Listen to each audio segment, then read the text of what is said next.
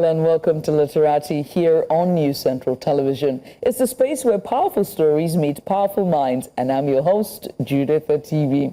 And here we celebrate the written word not just as entertainment, but as a force for reflection, resistance, and transformation. Now, each episode, we dive into books that don't just leave on the page.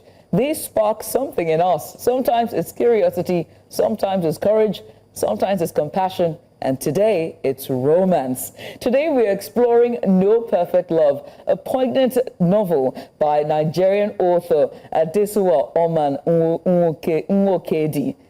Now, it's set against the backdrop of 1990s Festac Town, Lagos. Now, this book delves into the complexities of love, marriage, and the choices that define our lives. Like I said earlier, it's set in 1990s Festac Town, and No Perfect Love follows Gina, a woman caught between the memory of a passionate first love and the quiet breakdown of her marriage. Years after losing Mudi, the boy who once lit up her world, Gina marries Tobenna, a stable and respectful man who offers everything but emotional connection. As the marriage begins to crumble under the weight of silence and unmet needs, Mudi reappears, forcing Gina to confront her past and question everything she thought she wanted. What unfolds is a powerful story of love, regret, emotional honesty, and the difficult choices women make in the name of loyalty and self-preservation. And to explore this is my guest, Adesuwa O'man. Now, her novel is a poignant exploration of imperfect relationships and the courage it takes to choose oneself. Joining us today to discuss it is the author Adesuwa O'man Nwokedi. Now, she is born in Lagos, Nigeria. She began her career as a chemical engineer before transitioning into investment banking.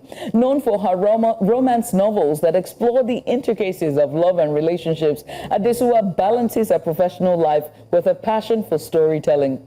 And she joins me live here in the studio. Adesuwa, you're welcome to Literati. Thank you so much for having me. Thank you for being here. Congratulations. No Perfect Love is a bestseller. Yeah. Wow. Your first ever published book under a publishing house. Yes, traditional. And now a traditional published book, a bestseller.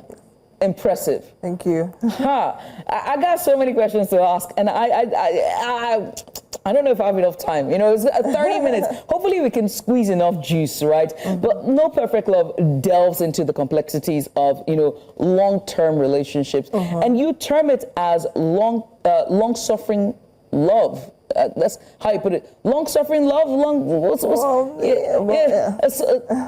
With every long relationship, there's always an element of long suffering. Doesn't mean it has to be a long suffering relationship. Right. But sometimes there's some long suffering. Sometimes there's the low lows as well as the very, very high highs. Yeah. So what inspired you to explore that theme of long-term relationships and that love that comes with it, all the intricacies of it?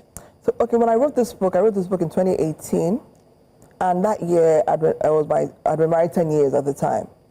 And, I just really wanted to write a story about a marriage, and the realities of, being in that kind of long-term relationship, especially with somebody who might not necessarily speak your love language, At the time, now there's several books that explore that theme, but at the time there weren't many. I'd written quite a few stories up to that point, all of those independently published. But that year, I was just, I really wanted to write a story about this couple who've been in a long-term marriage, and the woman, she's longing for something more, and she starts to remember her first love, who came with all the bells and whistles of, he was very intense with the kind of passionate love that she had read about as a young girl, fantasized about, and really, really, wanted. And at that point in time in her marriage, it wasn't there. Her husband was expecting something else from her as a wife. Right. He was expecting, there's a part of the book where he tells her, I'm not looking for a lover, I'm looking for a partner. I want a partner. Because his business was going through some upheavals, and he just wanted a stable, support system in her, while she was still looking for someone who would be her lover. And really, her journey is our titular character here, or the protagonist of this book is Gina. Yeah. And her journey is both, personal and universal.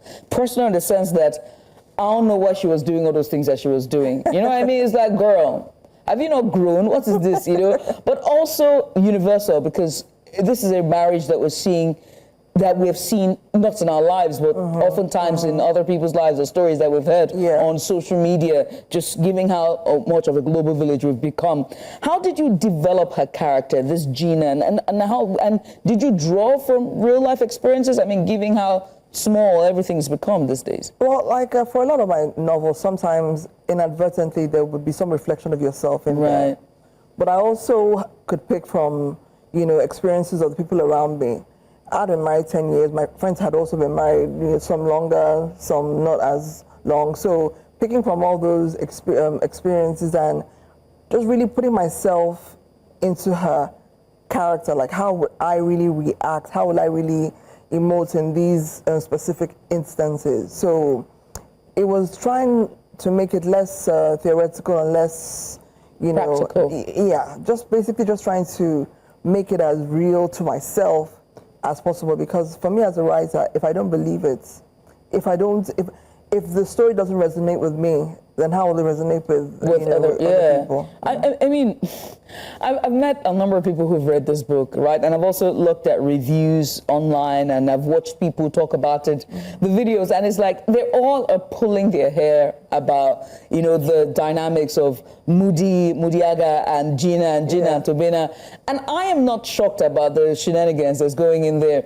And you can just tell the people that have been in long-term relationships based on how they react to this. You know what I mean? Like, it's true. And I'm like, oh, you sweet summer child. That's how I just feel like I feel nothing. I'm like, okay, well, this is very realistic and it's very practical, because these are actually real life issues. And if you've been in long-term relationship, or you've been on this journey, or someone who has had, it's not surprising, but hey, I met someone who was halfway done, and I was like, oh, who do you like in the book? And she's like, I don't know. I'm like, girl, you're gonna be a Gina. Make up your mind immediately. But one of the things that this novel addresses is the concept of love languages, right? And communication as well. And that's the bone I have to pick with Tobenna every day and twice on Sunday. Also with Gina as well, but Gina is another conversation entirely. But most importantly, Tobenna, sit down. We need to talk, But why was it important for you to highlight this aspect in your story, this issue of love languages and communication, which seems to be like a buzzword or something that everyone wants to set up camera and talk about on TikTok? Well, that aspect of the book was very personal to me, because, bringing it down to home. I have always been a very passionate, expressive person, and I married somebody who doesn't really express that way. So we had to learn from very early on how to understand, okay, when you do this, that's your way of showing me you love me. But even though that might not have been my own understanding of that expression before. So, us having to learn how to communicate in that way.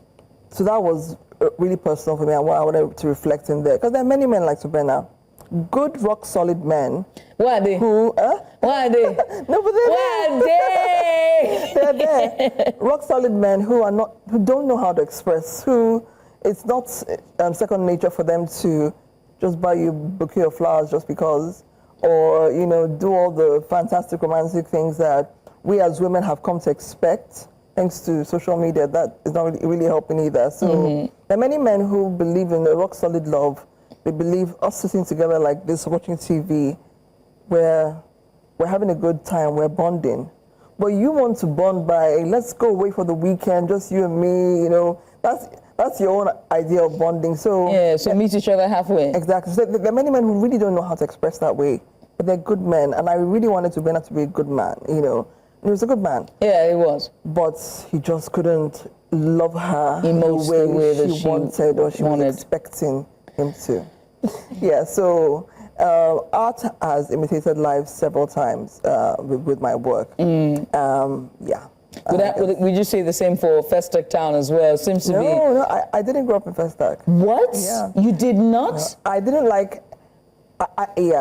I didn't go, but I was writing with the love. I grew up somewhere else. I grew up in Surulere. Gotcha. So I was kind of reflecting the love I have for Surulere, channeling it through Gina's love for Festac. So Festac playing, and yeah. So how were you able to get the development, or you age that place through time? It's like, no, I could feel the nostalgia when she moved back home. I'm like, well, I went there several times as a young child, but even gotcha. as an adult, I still had to do my research because I couldn't just base it on what I remembered from Festac in the 80s, 90s, whatever. Right. I had to, do some research, and that also helped me develop that, place, that time and space for the story. But I didn't want it to be, because if I'd written Surulere, because a lot of people believe, oh, this is my autobiography. I'm like, no. no, it's not. Absolutely not.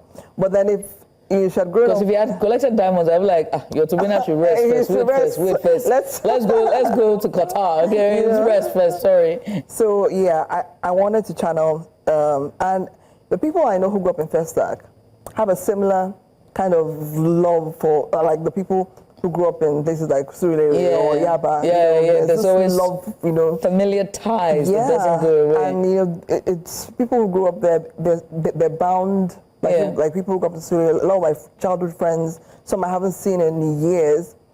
We only see each other on social media because maybe they're in different parts of the world now. But that connection we had as children, growing up, in the same area, it's kept us together some 30, 40 years later. That's amazing.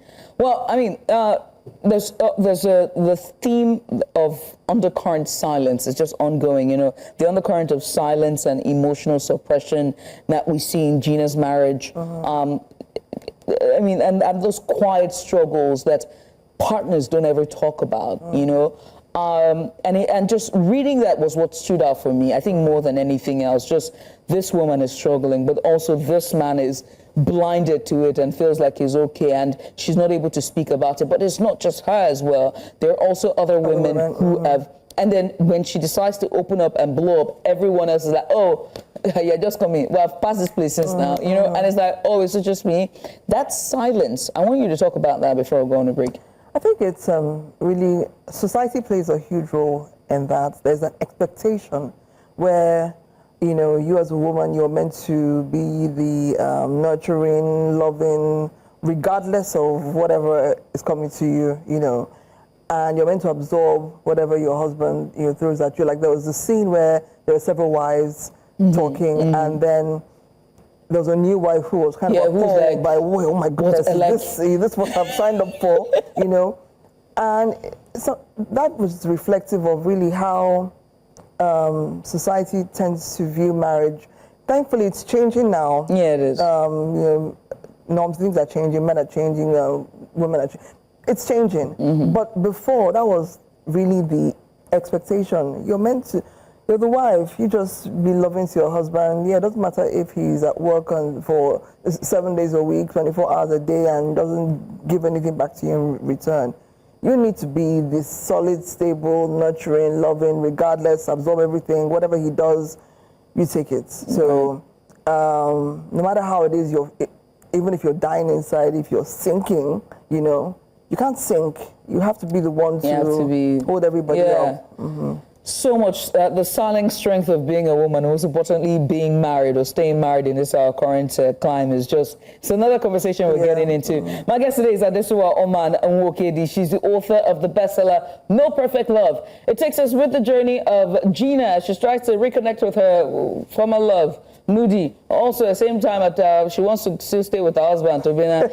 Everyone is fighting for her, and I love that for her. And we're going to talk about that fight after the break. You're watching Literati here on New Central Television. Stay with us.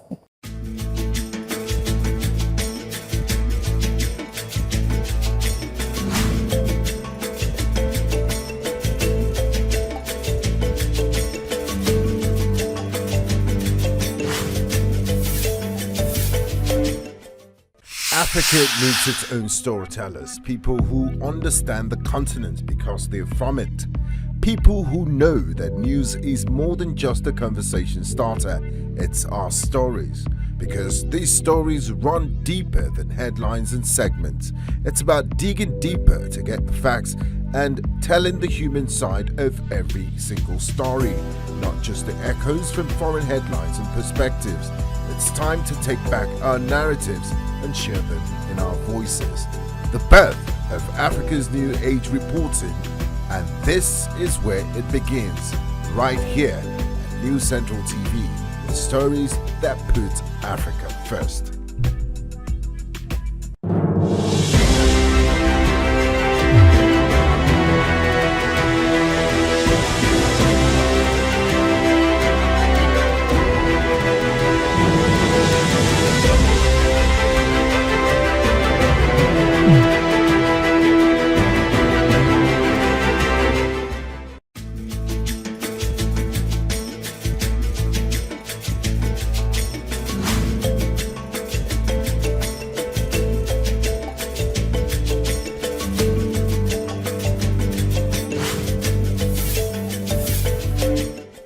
And you're welcome back. You're watching Literati here on News Central Television. My guest today is Adesuwa O'man Nwokedi. She is the author of the bestseller No Perfect Love. And we're talking about the character, the antagonist, or rather the protagonist of this book, Gina. Her husband, Tobenna, and her first love, who resurfaces in her life at a time where she needs romance more than ever, Mudi, also known as my guy with the diamonds. Now, before the break, we're talking about, just basically her borrowing from her own, just her own personal experiences as well. And also how sometimes art mirrors life and life mirrors art. But most importantly, about Gina and the powerful undercurrent of silence when it comes to marriages and, just the struggles that are going in there. Now, I also want to talk about what you did with this book in terms of representation of marriages. It's not just Gina's marriage we're seeing. We also see Mudiaga's marriage. And I wish we had a chance to hear from Mudiaga's wife. Mm-hmm. Because, look, she was tired. She just, if you like, when you're tired, you come and and it made me wonder, because I feel like Mudiaga was an erratic, he doesn't stick to script. Mm-hmm. I feel like he's like impulsive. He has his head in his cloud, is like, and I can't say anything. Keep it moving. You know what I mean? Like, Mudiaga is that guy who is very erratic. He just does things. He goes out for impulse, and he would go to the extreme to get what he wants. Uh-huh. And I don't necessarily think, I don't want to give away the book. I already said yipping and yapping. So we see different type of marriages, whether it's a sister's marriage, whether it's a brother's marriage, whether it's Tobenna's elder sister's marriage, or their friends or their family friends around them. We see all kinds of marriages, and while one is rooted in stability, another is rooted in passion and history, and others are rooted in blended love, or should I say mended love, and forgiveness, if that makes any sense. And so why explore this contrasting dynamics? Let's start there. Okay, so there's a couple in the book, very fleeting. I don't know if you remember when Gina and Tobenna went for dinner, and Tobenna was on his phone the whole time. Mm-hmm. There was another couple that they were even older. They looked even older than Gina and Tobenna, but they were all over each other. Yes. And when they left, she kept staring at them, and she was just jealous. So I threw them in there to say, I'm not saying all long-term marriages are, they lose their steam along the way. Mm-hmm. There are still some couples that have been married a long time who are still really into each other, and their marriages are just as beautiful and passionate as if they just got married 2 months ago, right? Then, of course, there was the Gina and Tobenna marriage that was buckling under the weight of, Tobenna chasing his business and Gina feeling neglected, right? Mm-hmm. And of course, there's Mudi and Eloho. There was a silent exchange between Eloho and Gina, and I really wanted that to, Eloho saw her, their eyes connected, and even though it was a silent exchange, it was I know who you are. I see you. Yeah, I see you. I know who you are. I know what you're doing. Right? Right. So, but with Eloho and Mudi, from Mudi's, what he said about her to Gina, she was a quiet type, no stress. He talked about her only having work, church, home, right? And she let him just do his own thing, right? Mm-hmm. And yeah, so that was their marriage. Just accommodating. Let me just put it that way. She might not have had the same romantic yearnings as Gina, or she might have, but she was accommodating, and yeah, they were moving on. They were moving on, yeah.